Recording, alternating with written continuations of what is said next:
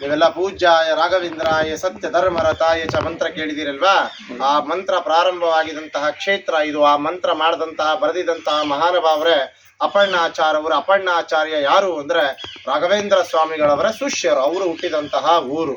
ಈ ಊರಿಗೆ ಭಿಕ್ಷಾಲಯ ಅಂತ ಇದಕ್ಕೆ ಬಂತು ಅಂದ್ರೆ ಅಪರ್ಣಾಚಾರ್ಯವರು ಈ ಊರಲ್ಲಿ ಇರಬೇಕಾದ್ರೆ ಬರೀ ಅಕ್ಕಿಯನ್ನ ನೀರಿಲ್ಲದನೆ ಬೆಂಕಿಲ್ಲದನೆ ವಿತೌಟ್ ಫೈರ್ ಬರೇ ನೀರು ಪ್ರೋಕ್ಷಣ ಮಾಡಿದ್ರೆ ಸಾಕು, ಬಿಸಿ ಬಿಸಿ ಬಿಸಿ ಅನ್ನ ಮಾಡಿಸಿ ತೋರಿಸಿದಂತಹ ಮಹಾನುಭಾವರು. ಹೇಗೆ ಅಂದ್ರೆ ಅಪರ್ಣಾಚಾರ್ಯವರು ಇಲ್ಲೊಂದು ಗುರುಕುಲ ಅಂತ ನಡೆಸ್ತಾ ಇದ್ರು. ಗುರುಕುಲ ಅಂದ್ರೆ ನಿಮಗೆಲ್ಲ ಗೊತ್ತಿರುತ್ತಲ್ವಾ?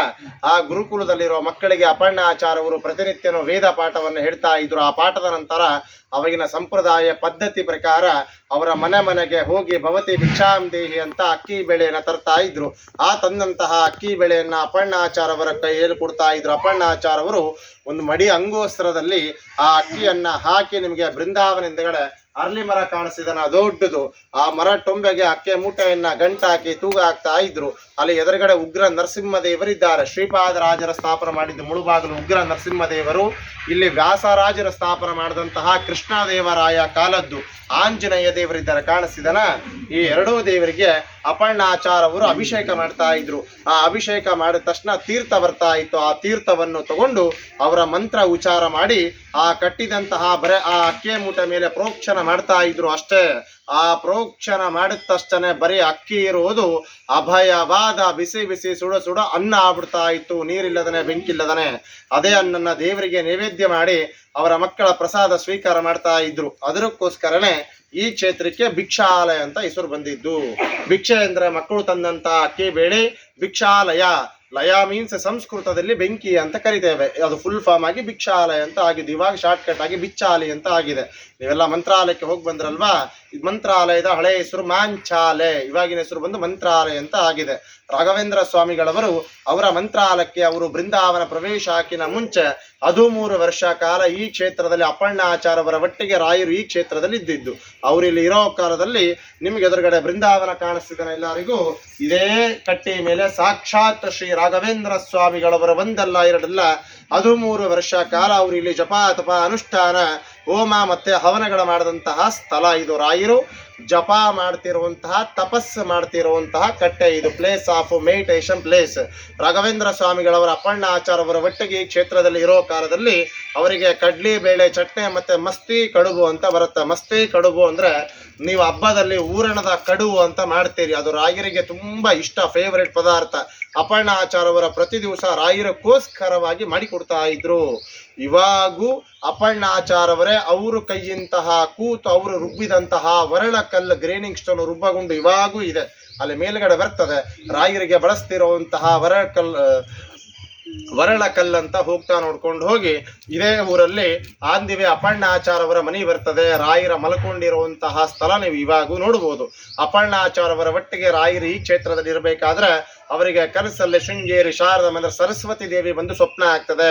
ನೀವು ಮಂತ್ರಾಲಯಕ್ಕೆ ಹೋಗಿ ಮಂಚಾಲಮ್ಮ ಸನ್ನಿಧಿ ಪಕ್ಕದಲ್ಲಿ ಬೃಂದಾವನ ಪ್ರವೇಶ ಆಗ್ಬೇಕು ಅಂತ ಅವ್ರ ಅಪ್ಪಣೆ ಆದಾಗ ರಾಯರಿಗೆ ಮುಂಚೆನೆ ಗೊತ್ತು. ಈ ಮಾತನ್ನ ಅಪರ್ಣಾಚಾರ್ಯಗೆ ಹೇಳಿದ್ರೆ ಅವರು ಮಂತ್ರಾಲಯಕ್ಕೆ ಹೋಲಿಕ್ಕೆ ಬಿಡೋದಿಲ್ಲ ಅಂತ ಹೇಳಿ ಅಪರ್ಣಾಚಾರ್ಯನ ಇಲ್ಲಿಂದ ಮಧ್ವ ಸಂಚಾರಕ್ಕೆ ಅಂತ ಬೇರೆ ಊರಿಗೆ ಕಳಿಸ್ಬಿಟ್ಟು ರಾಯರು ಇಲ್ಲಿಂದ ಅವರ ಮಂತ್ರಾಲಯಕ್ಕೆ ಬೃಂದಾವನ ಪ್ರವೇಶ ಆಗ್ಲಿಕ್ಕಂತ ಹೋಗ್ಬಿಡ್ತಾರೆ. ಎಲ್ಲ ರೆಡಿ ಆಗಿರುತ್ತೆ. ರಾಯರ ಮಂತ್ರಾಲಯಕ್ಕೆ ಹೋಗೋದೊಂದೇ ತಡ.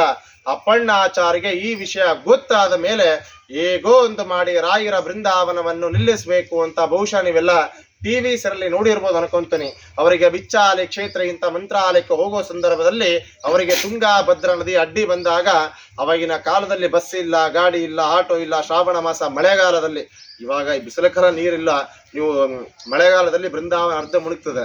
ಅವಾಗ ಅವ್ರು ಏನ್ ಮಾಡ್ತಾರೆ ಅಂದ್ರೆ ಈ ನದಿ ಹೇಗೆ ಹೋಗುತ್ತಾ ಹಾಗೆ ಮಂತ್ರಾಲಯ ಬರ್ತದೆ. ಅವ್ರು ಏನ್ ಮಾಡ್ತಾರೆ, ಈ ನದಿ ಮುಖಾಂತರನೇ ಅವ್ರು ಮಂತ್ರಾಲಯಕ್ಕೆ ಹೋಗ್ಬೇಕು. ಇಂಥ ಮಡಿ ವಸ್ತ್ರವನ್ನು ಹರಿಯೋ ನದಿಯಲ್ಲಿ ಹಾಕಿ ಅವಾಗಿಂದ ಅವಾಗೆ ಪೆನ್ ಇಲ್ಲದನೆ, ಪೇಪರ್ ಇಲ್ಲದೆ, ಏನೂ ಅಭ್ಯಾಸ ಇಲ್ಲದನೆ ಆ ದುಃಖದಲ್ಲಿ ರಾಯರನ್ನ ಪ್ರಾರ್ಥನೆ ಮಾಡಿಕೊಂಡು ರಾಯರ ಹೆಸರ ಮೇಲೆ ಮಂತ್ರ ಹೇಳ್ತಾರೆ. ಅದೇ ಮಂತ್ರನೇ ಶ್ರೀ ಪೂರ್ಣ ಬೌದ್ಧ ಗುರುತೀರ್ಥ ಭಯೋದ್ದೀಪಾರ ಪೂಜ್ಯಾಯ ರಾಘವೇಂದ್ರಾಯ ಮಂತ್ರ ಇದೆ ಅಲ್ವಾ? ಆ ಮಂತ್ರ ಹೇಳಿಕೊಂಡು ಕಣ್ಣೀರಕೊಂಡು ಈ ತುಂಗಾಭದ್ರಾ ನದಿಯಲ್ಲಿ ಕಾಲಿಟ್ರೆ ಈ ತುಂಗಾಭದ್ರಾ ನದಿನೇ ಈ ಮಂತ್ರ ಸಿದ್ಧಿ ಅಂತ ಅವರ ಕಾಲಿಟ್ಟ ತಕ್ಷಣ ಮಂತ್ರಾಲಯ ತನಕ ದಾರಿ ಕೊಟ್ಟು ಬಿಡ್ತದೆ. ಆ ನದಿ ಇದೇ ನದಿನೇ. ಇಲ್ಲಿಂದ ಮಂತ್ರಾಲಯ ತನಕ ಇದೇ ತುಂಗಾಭದ್ರಾ ನದಿ ಅಪ್ಪಣ್ಣಾಚಾರ್ಯಗೆ ದಾರಿ ಕೊಟ್ಟು ಕರ್ಕೊಂಡು ಹೋಗಿದ್ದು. ಅವರು ಇಲ್ಲಿಂದ ಮಂತ್ರಾಲಯಕ್ಕೆ ಹೋಗ್ಲಿಕ್ಕೆ ಶ್ರೀ ರಾಘವೇಂದ್ರ ಸ್ವಾಮಿಗಳವರ ಬೃಂದಾವನ ಕಂಪ್ಲೀಟ್ ಆಗಿ ಮುಗಿಲಿಕ್ಕೆ, ಆ ಬೃಂದಾವನ ನೋಡಿದ ತಕ್ಷಣ ಅಪ್ಪಣ್ಣಾಚಾರ್ಯ ಅವರ ಬಾಯಲ್ಲೇ ಹೇಳೋ ಮಂತ್ರ ನಿಲ್ಲಿಸಿ ಅವರ ಜೋರು ಅಳ್ಕೊಂತಹ ದುಃಖದಲ್ಲಿ ಅವ್ರಿಗೂ ತಡ್ಕೊಳ್ಳಾರ್ದ ಅವರ ಮೂರ್ಛದಿಂದ ತಲೆ ತಿರುಗಿ ಅವ್ರ ಮೂರ್ಛದಿಂದ ಬೃಂದಾವನ ಮುಂದೆಗಡೆ ಕೆಳಗಡೆ ಬಿದ್ದು ಬಿಡ್ತಾರೆ. ಅವರ ಬಿದ್ದು ತಕ್ಷಣ ಬೃಂದಾವನ ವೈಬ್ರೇಷನ್ ಆಗುತ್ತೆ. ಬೃಂದಾವನ ವೈಬ್ರೇಷನ್ ಆಗಿ ಬೃಂದಾವನ ಒಳಗಿಂದನೇ ಒಂದು ಧ್ವನಿ ಹೊರಗಡೆ ಬರುತ್ತೆ. ಅಪ್ಪಣ್ಣಾಚಾರ್ಯ ಏನು ಶ್ಲೋಕ ಹೇಳ್ತಿದ್ರು, ಯಾರೋ ಅಪ್ಪಣ್ಣಾಚಾರ್ಯ ಅವರು ಏನು ಶ್ಲೋಕ ಹೇಳ್ತಿದ್ರು ಆ ಶ್ಲೋಕದ ಇನ್ನೊಂದು ಕೊನೆ ಲೈನ್ ಇರುತ್ತೆ. ಅಪ್ಪಣ್ಣಾಚಾರ್ಯ ಅವರ ಕೈಲಿ ಹೇಳಕ್ ಆಗ್ತಾ ಇರಲ್ಲ. ಆ ಶ್ಲೋಕ ಸಂಪೂರ್ಣ ಬೃಂದಾವನ ಒಳಗಿಂದ ರಾಯರು ಮಾಡ್ತಾರೆ. ಸಾಕ್ಷಿ ಅಯಾ ಸ್ತೋತ್ರೈಹಿ ಅಂತ ಹೇಳಿ, ನೀನು ಮಾಡಿದಂತ ಇಷ್ಟೊತ್ತು ನನ್ನ ಹೆಸರ ಮೇಲೆ ಆ ಮಂತ್ರಕ್ಕೆ ಆ ಅಯಗ್ರೀವ ದೇವರ ಮುಖಾಂತರ ನಾನೇ ಸಾಕ್ಷಿ ಇದ್ದೀನಿ ಅಂತ ಹೇಳ್ತಾರೆ. ನೀನು ಬರೋದೆಲ್ಲ ನಾನು ಕಣ್ಣಾರ ನೋಡಿದ್ದೇನೆ. ಈ ವಯಸ್ಸಲ್ಲಿ ನನ್ನಕ್ಕೋಸ್ಕರವಾಗಿ ಅಷ್ಟು ದೂರ ಇಂಥ ಮಂತ್ರಾಲಯ ತನಕ ಬರಬೇಡ. ನಾನು ನಿನ್ನ ಒಟ್ಟಿಗೆ ನಿಮ್ಮ ಊರಲ್ಲಿ ಬಿಚ್ಚಾಲಿ ಕ್ಷೇತ್ರದಲ್ಲಿ ಇದ್ದಾಗ ಒಂದು ಅರ್ಲಿ ಮರ ಗಿಡ ಇದೆ. ಆ ಅರ್ಲಿ ಮರದ ಗಿಡ ಕೆಳಗಡೆ ಒಂದು ದೊಡ್ಡ ಕಟ್ಟೆ ಇದೆ. ಆ ಕಟ್ಟಿ ಮಧ್ಯದಲ್ಲಿ ನೀನೊಂದು ಪ್ರಥಮ ಏಕಶಿಲಾ ಅಂದ್ರೆ ಒಂದೇ ಶಿಲೆಯಲ್ಲಿ ನೀನು ಅಲ್ಲಿ ಬೃಂದಾವನ ಸ್ಥಾಪನ ಮಾಡು.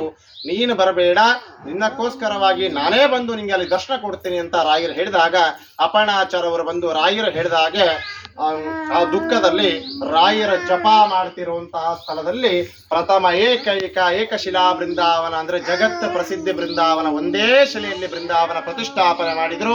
ರಾಯರು ಬಂದ ಅಪ್ಪಣ್ಣಾಚಾರ್ಯ ಅವರಿಗೆ ಇಲ್ಲಿ ಜ್ಯೋತಿ ರೂಪದಿಂದ ಇಲ್ಲಿ ದರ್ಶನ ಕೊಟ್ಟಿರುವಂತಹ ಬೃಂದಾವನ ಅಂದ್ರೆ ರಾಯರು ಜ್ಯೋತಿ ರೂಪದಲ್ಲಿ ಬಂದು ಬೃಂದಾವನ ಪ್ರವೇಶವಾಗಿ ಅಪ್ಪಣ್ಣಾಚಾರ್ಯಗೆ ನಾನು ಇಲ್ಲಿ ಇದ್ದೇನೆ ಅಂತ ತೋರಿಸಿದಂತಹ ಬೃಂದಾವನ.